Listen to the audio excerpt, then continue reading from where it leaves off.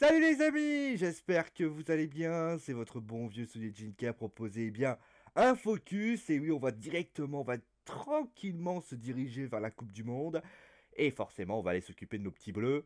Et on va savoir qu'est-ce que j'ai pu penser de ce match entre l'Italie et la France. C'est vrai que c'était le deuxième match de préparation.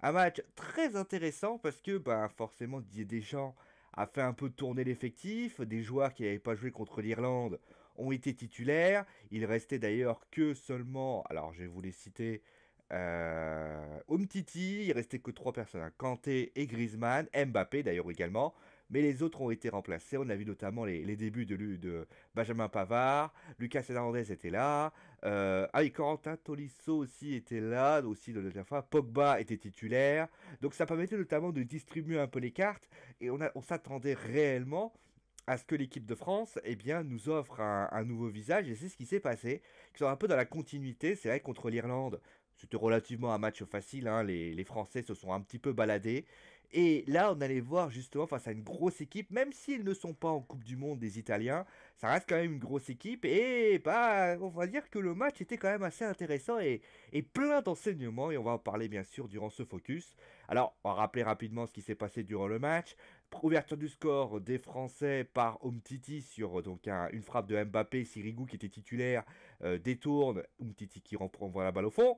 2-0 avec un Griezmann qui a donc marqué le but sur penalty. Et enfin, donc après, Balotelli sur une faute de. Alors, Bonucci d'ailleurs, parce qu'il y a eu Balotelli qui a fait sur coup franc.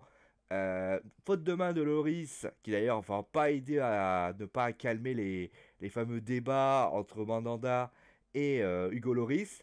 Mais en tout cas, donc 2 buts à 1, but de Bonucci. Et enfin, le dernier, c'est Dembélé, sur un beau contre de la part des Français. Et bien, partira sur un magnifique frappe lob qui en fera 3 buts à 1. Donc voilà, très bon match, hein, des Français qui ont donc fait un 3 buts à 1 dans l'Alliance Riviera qui était tout hilar, qui ont sifflé aussi Paul Pogba, on en reviendra bien évidemment. Euh, donc, comment ça va se passer ce focus? C'est comme d'habitude, hein, on va commencer déjà avec la prestation globale, et ensuite on verra avec bien sûr les tops et les flops, quels sont les trois joueurs qui m'ont déçu, quels sont les trois joueurs qui m'ont, entre guillemets, j'ai apprécié. Alors, on va également essayer de taper du français. On va pas aller voir du côté de l'Italie, même si ça serait possible. Pour la simple et bonne raison que c'est les Français qu'on va surtout zoomer. C'est eux qu'on va surtout faire en focus. Les Italiens ne sont pas à la Coupe du Monde, donc il n'y a pas réellement intérêt à le faire. Donc allez, on va passer à la prestation globale. La prestation globale, alors les Italiens, on va pas trop regarder. Alors on va juste dire au niveau des Italiens, moi ce que j'ai apprécié au niveau de l'Italie, c'est que il y a beaucoup d'occasions, voilà, ça joue assez bien du côté de l'Italie. Par contre, défensivement, c'est très très limite, hein. Honnêtement, j'ai jamais vu une défense. L'Italie qui est plutôt réputée pour une défense assez dure. Là, clairement, j'ai trouvé une défense très perfectible. Honnêtement, moi, j'ai pas du tout apprécié la défense italienne. On a vu des boulevards, notamment Deschiglio et alors le deuxième que j'ai pas son nom, c'était, alors je vais vous le donner, c'est D'Ambrosio. Honnêtement, les deux là, ils se sont fait manger par et Mbappé, Griezmann et Dembélé. Honnêtement, Deschiglio, les deux, franchement, ça a été une catastrophe. Bonucci n'a pas du tout. Alors depuis qu'il est parti de la Juve, Bonucci, mais ça son sosie qui est pour partir au Milan, il est totalement à l'ouest, clairement. Mais offensivement, c'était intéressant. Bon, Balotelli a été égal à lui-même, mais j'ai trouvé tout de même qu'il y a eu des bonnes occasions. Et honnêtement, Loris, même s'il fera partie des flops, hein, je vous le dis clairement, a quand même fait de 2-3 arrêts quand même assez importants. Des frappes de Jorginho qui a quand même fait une bonne chose. Clairement, moi j'ai bien aimé la technique italienne, même si ça reste quand même encore perfectible. Ça reste, voilà, il y a encore besoin encore du travail, hein, pour Mancini. Moi je suis désolé, Mancini, il va avoir du boulot parce que ça reste une équipe. On voit clairement que tu vois que cette équipe, il n'y a pas Verratti d'ailleurs, cette équipe elle a besoin de monter en puissance. Et c'est clair que c'est pas du tout ce qui s'est passé. Bon, en tout cas, on va passer bien sûr à la France. Alors, les Français, on va faire ligne par ligne, comme ça, à la limite, ça sera plus intéressant. Au niveau du gardien, alors, clairement, ça n'a pas calmé les ardeurs. Loris a fait une bourde, clairement. Une faute de main, alors certes, elle n'a pas de conséquences. Mais quand tu vois Mandanda qui fait des... Ah, il a fait des beaux arrêts, mais une erreur comme ça face à l'Argentine, face à l'Italie, alors on jouait bien et tout, ça va. Mais quand c'est face à des grosses équipes, tu peux faire des erreurs comme ça. Honnêtement, Loris, c'est pas la première fois qu'il le fait. Et moi, je suis un peu déçu par rapport à ça. Bon, après, ça relancera pas le débat Loris-Mandanda, mais je pense que clairement, il va falloir que Hugo Loris arrête ses petites erreurs qui peuvent relancer un match, et c'est exactement ce qui s'est passé. Ensuite, au niveau de la défense, c'était bien, hein. Clairement, moi j'ai bien aimé la défense Umtiti, en plus Umtiti qui a marqué. Mais honnêtement, moi, le bon point que je vais quand même taper, c'est Pavard et Hernandez, que j'ai trouvé assez. Alors franchement, j'ai bien aimé Hernandez sur le côté gauche, que j'ai trouvé. Bon, Pavard était très bon aussi, mais j'ai trouvé que il a cette capacité de pouvoir monter et descendre. C'est-à-dire que défensivement, c'est assez solide, honnêtement. Moi, j'ai bien aimé. Hernandez Mendy, ça peut se valoir, hein, clairement. Et l'autre côté, Pavard aussi est très bon offensivement, mais ils n'ont pas oublié l'aspect défensif. Honnêtement, moi je les vois monter, mais je les vois descendre assez facilement. Ils ont une certaine fraîcheur qui est quand même assez sympa. Et Pavard, honnêtement, il a une capacité pour descendre, pour revenir derrière, qui est quand même assez bien.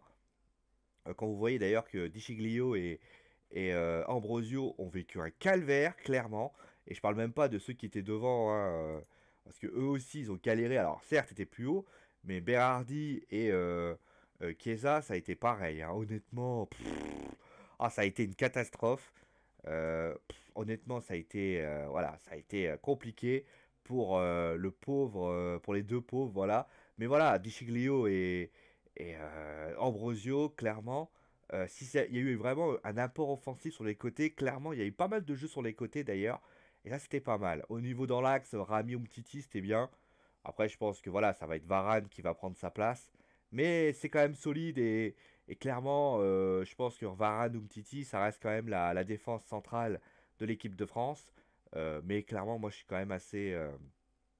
Moi, j'adore ça et honnêtement, je suis très admiratif, on va dire, voilà, de cette défense qui, honnêtement, ça fait deux buts, ça fait deux matchs, moi qui m'apporte quand même pas mal de garanties. Au niveau du milieu de terrain, pas mal Tolisso, clairement. Alors Kanté, j'en parle pas. Clairement, il a fait le job, hein, Kanté. Alors Pogba, on en parlera peut-être dans les flops, hein, donc voilà, moi ce milieu de terrain était sympathique. Et au niveau de l'attaque, bah clairement Mbappé, Griezmann et Dembélé. Dembélé qui a pas mal vendangé quand même. Mais voilà, Mbappé et Griezmann, j'ai trouvé ça très bien, honnêtement. Giroud, alors, on va pas relancer le débat Giroud, Mbappé ou autre, parce que clairement, il n'y a pas de débat pour l'instant. Mais je trouve que la rapidité de Mbappé combinée avec la rapidité de Dembélé offre pas mal d'espace. Alors, je sais que c'était Di Giglio et D'Ambrosio. Et clairement, ils ont un tracteur à tirer à chaque fois. Mais face à des joueurs qui sont un petit peu lents sur les latéraux, clairement, ça peut poser pas mal de problèmes. Et moi, je suis quand même assez admiratif de ça. Bon, Griezmann, il a lui-même, hein, clairement, hein, il a fait son job et il a fait vraiment un très bon match. Mais qu'on soit clair là-dessus, moi j'ai bien aimé voilà, le trio offensif qui, voilà, avec une accélération, avec voilà, de la fraîcheur physique, c'est quand même pas mal. Alors après, est-ce qu'il vaut pas mieux mettre Dembélé sur le banc après pour le faire entrer et apporter de la fraîcheur? On sait que de toute façon, ça va être sans doute Giroud sera dans l'axe. Après, Griezmann, c'est quand même un joueur qui apporte vraiment des ouvertures. Et il y a quand même pas mal de techniques, notamment. Moi, j'ai vu des chaloupés techniques qui sont quand même pas mal. Et moi, j'ai trouvé d'ailleurs dans cette équipe de France, et notamment à l'image de Paul Pogba, même si il sera dans les flops, je vous le dis, je vous l'ai dit, clairement, j'ai trouvé que ça jouait très simple. C'est pas, voilà, ils n'ont pas essayé de faire du gris-gris. Mbappé a joué simple, Dembélé a joué simple, Griezmann a joué simple, Tolisso très simple. Et notamment, on parlait du duel Rabiot-Tolisso. Ce match-là, il a clairement calmé Rabiot. Je pense que Tolisso, là, il a des capacités de frapper de loin. Il a une capacité physique clairement, pour moi, c'est le joueur qu'il fallait en équipe de France. Désolé, Adrien. Attention, la mère de Rabiot va me frapper, ça continue. Mais voilà, moi, clairement, au niveau de la prestation globale, bonne prestation des Bleus. Alors après, il restera le match des États-Unis. Moi, je me dis, alors certes, l'Italie est une grosse équipe, mais je m'attendais tout de même quand même à avoir une autre équipe en troisième. Moi, je m'attendais réellement à ce qu'on me donne une vraie équipe quand même. Une équipe qui me donne, qui donne y aller. C'est quand même pas, il y a quand même des équipes. Alors, je sais qu'il ne faut pas trop y aller parce qu'on sait tous que il y a la trêve il y a notamment, il ne faut pas blesser les joueurs. Mais voilà, les États-Unis, bon, bah, c'est les États-Unis, quoi, c'est les Américains. Alors certes, on pourra rigoler. D'ailleurs, je crois que je vais m'amuser à faire une composition d'équipe WWE, hein, je vous l'annonce direct. Alors je sais pas, je vais essayer de vous trouver un truc assez rigolo. Mais voilà un petit peu ce qu'on pouvait dire pour la prestation globale. Bon allez, on va passer maintenant à tout simplement au top et au flop. Alors au niveau des tops, vous allez voir que ça va être facile. Alors au niveau du 3, bah ça va être un choix de riche, hein, clairement. Mais j'ai bien aimé, alors je vais essayer de prendre par ligne, mais j'ai bien aimé voilà, en fait finalement il aurait pu partir dans les flops, mais j'ai bien aimé Dembélé. Voilà, qui est plutôt remuant et tout. Par contre, putain, qu'est-ce qu'il vendange, hein, putain. Alors, Dembélé, Mbappé, hein, clairement les deux, vous me mettez les deux ensemble, vous me faites un remix, parce que clairement moi les deux moi j'ai beaucoup apprécié, voilà, la capacité qu'ils avaient à se projeter, à être vraiment au-dessus du lot. Moi, j'ai bien aimé, honnêtement, ça va vite, ça va bien. Voilà, j'en parlais notamment dans les prestations globales. Moi, j'ai bien aimé par rapport à ça. Le deuxième, j'ai trouvé que j'ai mis Pavard, parce que moi, honnêtement, défensivement, c'est solide. Offensivement, c'est extrêmement solide aussi. Ça va vite, ça va. Euh, clairement, ça va à une vitesse. Et je trouve d'ailleurs qu'il est. Quand tu vois qu'un CDB est pas exceptionnel, bah c'est pas le joueur, c'est pas CDB de l'année dernière quoi. Moi je me dis que Pavard peut très bien prendre la place de Djibril CDB. Attention parce qu'Adrien Rabiot regarde, je dirais peut-être qu'il va dire des choses, mais non. Plus sérieusement, moi j'ai adoré Pavard, joueur de Stuttgart, honnêtement que je connaissais pas, hein, je vous le dis clairement, mais euh, moi, il m'a vraiment étonné. Il a des capacités de retour, il a un coffre énorme quand même. Et techniquement, c'est très très solide. Et moi, j'ai adoré. Et enfin, premier, bah, je vais mettre Hernandez, hein, clairement. Des passes décisives, il provoque le penalty. Il a notamment, qu'est-ce qu'il est bon techniquement. Il a une capacité de retour, mais alors, il fait des allers-retours, mais incroyables. Honnêtement, moi j'ai adoré, clairement. Berardi, tu peux lui dire déjà qu'il a vécu un enfer, hein, clairement. Moi je trouve d'ailleurs qu'il a du caractère, et je pense d'ailleurs que Lucas Hernandez, Mendy, s'il se blesse, je pense qu'on est rassuré, hein. À moi, de l'autre côté droit, je suis un peu perplexe, mais alors côté gauche, je suis quand même vachement plus rassuré qu'avant la Coupe du Monde, où je me suis dit, bah Lucas Hernandez, en plus le mec il peut jouer dans l'axe, clairement on a un joueur très polyvalent, et honnêtement, bah voilà, il a quand même vachement bien joué, il a vachement bien mis le coup, franchement étonnant. Alors moi j'ai adoré ce petit joueur qui m'a quand même bien épaté. Je rappelle quand même que j'ai pas nominé tout le monde, mais on peut citer. Alors Kanté qui a été moins bien, hein, clairement. Mais je peux citer aussi, par exemple, qui c'est que je peux vous citer bah, Tolisso, hein, clairement, qui a été pas mauvais. Mbappé, j'ai cité. Griezmann. Alors clairement, voilà, c'était un choix de riche. J'en ai pris les trois qui m'ont vraiment plu. Au niveau donc de l'aspect flop, maintenant, ah, on va quand même parler des Italiens un petit peu. Hein, on va quand même parler. Bon, je vais mettre les deux, hein, Litiglio et Ambrosio, hein, parce que bah, ça a été un enfer. Alors, vous pouvez prendre aussi Berardi comment il s'appelle? Attends, je vais vous donner le nom parce que je suis sur Foot Mercato, hein, faut ça que je regarde. Comment il s'appelle? Mandragoria qui. Alors, bah, les deux, ouais, c'est pareil, hein. Vous prenez les latéraux, vous prenez les sauts de devant. Ah, vous pleurez vos mères, quoi. Je veux dire. Ah non, ils ont galéré, hein, clairement. Ça a été un enfer pour les deux, pour les quatre. Donc je prends le tir groupé italien, je mets les quatre en même temps. Ça a été vraiment compliqué pour les quatre. Au niveau du deuxième, bah, je vais mettre Paul Pogba. Alors, c'est compliqué parce que il n'a pas fait des erreurs. clairement, moi je trouve que Paul Pogba, mais il a joué. Alors, ça dépend comment vous visualisez les choses. Je sais que certains qui sont fans de Pogba, ils vont dire oui, mais Paul Pogba, il a joué simple. Oui, c'est vrai. Mais jouer simple ne t'empêche pas le fait d'avoir ce petit décalage, d'avoir ce petit geste qui va faire que, eh ben, quand tu vois que Tolisso, il allait au charbon, quand tu vois Kanté y aller, honnêtement, moi je m'attendais à ce que Pogba soit plus dans l'aspect offensif. Là, techniquement, j'ai trouvé un Pogba assez trop simple en fait. Alors je sais que tu vas me dire oui, mais dans le prochain match, quand il va faire des grilles partout, tu vas dire l'inverse. Je suis 100% d'accord avec vous. Je suis 100% d'accord avec vous. Mais le problème, c'est que l'un comme l'autre, pardonnez-moi, l'un comme l'autre, ça fait partie des joueurs qui m'ont, entre guillemets, qui doit apporter sa touche technique. Il a une capacité technique et c'est un joueur qui doit prouver. Je rappelle juste que Pogba, en ce moment, est barré par Kanté, Tolisso. Tolisso, pour moi, a gagné des points par rapport à Pogba. Et on sait que Matuidi va être sans doute titulaire, il restera une place. Et Pogba, s'il avait, voilà, il n'a pas cette capacité de, je sais pas, il va pas dedans, quoi. Alors, et notamment, bah, la saison qu'il a faite était un peu à l'image de ça. Clairement, moi, j'ai pas trouvé un Pogba si rayonnant que ça. Et le premier, bah, je l'ai dit d'ailleurs, c'est Hugo Lloris. Qui fait alors, certes, il fait des beaux arrêts, mais il fait une faute de main. Moi, c'est plus un avertissement, en fait. C'est-à-dire que le mec, il prend, il fait une erreur là. Bon, pas de conséquences, un point. Mais que vous prenez l'Argentine. Messi, il fait la même coup franc. Faute de main, il y a 1-0. Vous croyez vraiment que les Argentins, vous allez réussir à leur marquer des buts? Il faut faire attention parce que à la Coupe du Monde, clairement, alors vous voyez, ça va, ça joue bien, ça joue vite et tout. Croyez pas que la Coupe du Monde, ça va pas jouer très défensif, hein.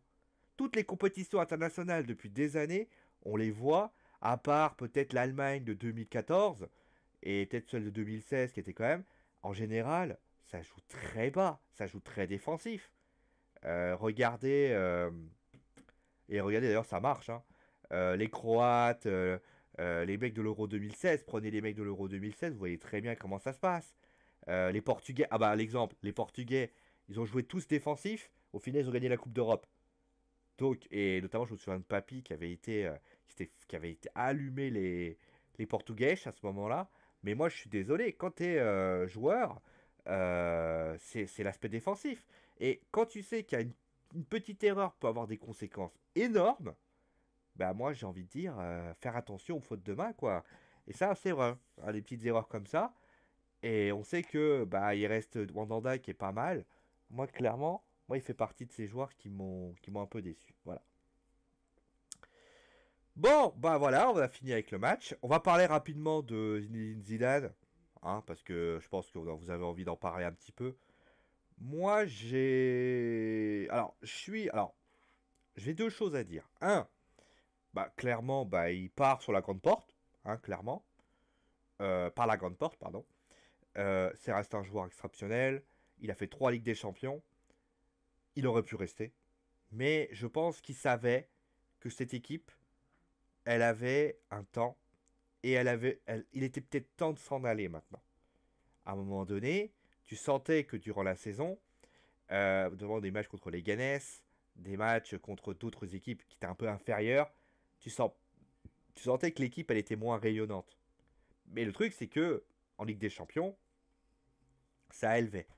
Il y a l'année dernière, il avait vraiment mis le paquet dans cette équipe. Et c'était le Barça qui avait pris d'ailleurs, qui avait pris pied là-dedans. Cette année, je pense que Zidane, Zizou, il savait que ça allait se terminer. Il fallait pas continuer. Il est intelligent, Zidane. Alors certes, je pense, et ça, genre, je sais pas comment ça va se passer pour Florentino Pérez, mais je me dis qu'il a dû l'annoncer, mais en long, en large et en travers. J'espère qu'il a prévu son président quelques semaines avant.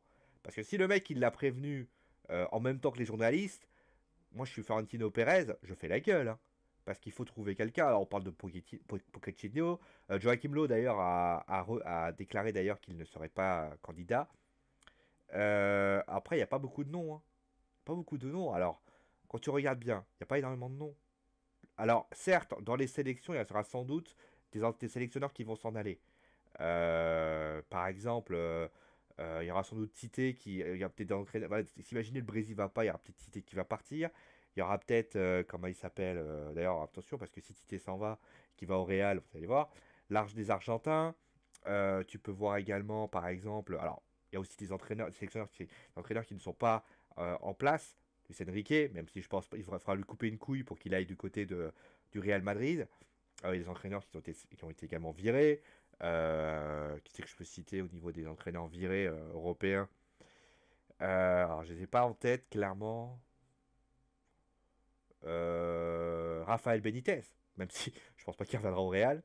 J'ai dit non comme ça, mais euh, clairement, il y a des entraîneurs voilà, qui. Antonio Conte, par exemple, aussi, même si je pense pas que ce soit le jeu du style du Real Madrid. À part Pochettino, je vois pas qui. Mais en plus, Pochettino, l'Espagnol Barcelone. Barcelone. Donc, moi, bon, je pense, après, c'est pas totalement lié. Mais je pense que du côté du Real Madrid, du côté du Real, je pense que le Real va devoir choisir un entraîneur. On a vu notamment que Ronaldo, c'était, il était un peu inquiet. Ça demande aussi à faire attention au mercato parce que le mercato désormais il est figé. Donc il n'y a pas un nouvel entraîneur qui arrive. Tu peux pas recruter. Tu peux pas dire. Imaginez le nouvel entraîneur qui dit voilà moi je veux pas Neymar. Ça peut arriver hein. Voilà. Clairement moi je suis comme ça. Je suis quand même assez dubitatif par rapport à ça. Maintenant moi j'ai quand même envie de dire vous êtes quand même. Alors nous en France on a quand même un don légendaire. Légendaire. C'est Mouah ah c'est du ton mais légendaire. C'est-à-dire que on est la seule nation. Alors, je pense que. Alors, regardez par exemple. Je prends un exemple. En Argentine, on sait tous, c'est un truc qui est réel, on sait tous que Diego Simeone a une clause dans le contrat de l'Atlético Madrid qui dit que si jamais l'Argentine le demande, il se casse. Alors, peut-être pas tout de suite, mais il se casse. Mais, on va quand même demander à sa sélection avant. À l'entraîneur avant, il sera quand même un geste assez classe. Eh bah, je suis désolé, en France, mais est-ce que vous entendez, ne serait-ce qu'une seconde, le sélectionneur argentin qui est menacé? Imaginez demain Diego Simeone qui s'en va. Jamais j'entends l'Argentine dire ah ouais, mais si jamais Diego Simeone voulait partir. Il n'y a qu'en France où tu as une Coupe du Monde à jouer et tu es le seul où il y a des sondages RMC qui dit voilà 95%, j'avais entendu ça par Maxime Guény vendredi sur TPMP, mais fermez vos gueules. Je dis pas ça à Maxime Guény, hein, je dis ça en général. Fermez vos gueules. Sans déconner, mais c'est. On est la seule nation du football. Parce que, ouais, je pense pas que les Australiens ils sont très football. Mais la seule nation du football à mettre des bâtons dans les roues à une sélection qui va jouer une Coupe du Monde. C'est exceptionnel. C'est la seule. On n'a jamais, jamais, j'ai jamais. Les Italiens, jamais vu. Les Italiens, quand ils jouent la Coupe du Monde, ils sont pas en train d'imaginer. Alors, est-ce qu'on pourrait prendre Carlo Ancelotti ou l'Espagnol? Est-ce qu'on pourrait prendre. Vous croyez vraiment que les Espagnols, ils pensent à Luis Enrique? Vous croyez vraiment que. Alors, je sais même plus c'est qui nationalité espagnole. Les Anglais, ils se disent pas. Ah, et si on prenait Arsène Wenger? Non! Il les laisse bosser, il les laisse bosser. On est qu'en France, où les journalistes, alors tu me diras les Français aussi, on va parler de ouais, ça serait bien. On veut que ça remplace Didier Deschamps. Didier Deschamps, il a un boulot à faire, laisse-le tranquille. J'ai jamais vu ça, honnêtement. Ceux qui me disent que ça a déjà existé, mais qui te dit en plus que Zidane va réussir en sélection? T'as une clause, tu l'es l'avenir, t'es devin. Non! Une sélection et un club n'est pas la même chose. Le mec, il a fait le Real Madrid. Ce qu'il y a de mieux en termes de club. Imaginez, à un moment donné, on l'avait annoncé à Bordeaux. Vous croyez vraiment qu'il aurait réussi? De la même façon, imaginez Willy Sagnol au Bayern de Munich, entraîneur. Bien évidemment que ça va marcher. Le Bayern de Munich, il marche sur la Bundesliga. Mais la vérité, c'est que, à un moment donné, même si c'est la vérité, fait preuve de décence, laissez-les bosser. Bon, ça n'a pas l'air d'avoir gêné le groupe, donc ça va. Mais moi, j'aurais été à la place de. En plus, clairement, moi, je suis désolé. Il n'y a qu'en France où une sélection est chahutée en disant ouais, est-ce que Zidane serait pas mieux en tant qu'entraîneur, en sélectionneur? Ta gueule, ta gueule, clairement. Je dis ça aux journalistes. Hein. Et ça m'énerve. Alors, je sais qu'il faut faire du buzz. Chez nous, on appelle ça le putaclic. Mais le putaclic, si on va non plus sur un nocif à quelqu'un. Hein? Voilà, c'est tout ce que j'ai à dire. Voilà. Voilà un petit peu tout ce que j'avais à dire sur Zinedine Zidane. Donc, voilà. Donc, bah, on va continuer tranquillement. Je crois qu'il y a les Américains qui arrivent bientôt. Je vous préviens, il y aura bientôt le journal du Mercato hein, qui va revenir. Hein. Je vous en préviens quand même. On verra si je le fais en image ou pas. Pour réfléchir. Bon, en tout cas, de toute façon, il y a plein d'émissions qui vont revenir parce que pour l'instant, vous avez vu, la chaîne est un peu en sommeil là. Parce que voilà, j'essaie quand même de calmer un peu le jeu pour que tout le monde se repose. Je vous fais en tout cas des gros bisous et je vous dis à très vite, bien sûr, pour une nouvelle émission sur Geek and Sport. Allez, ciao tout le monde!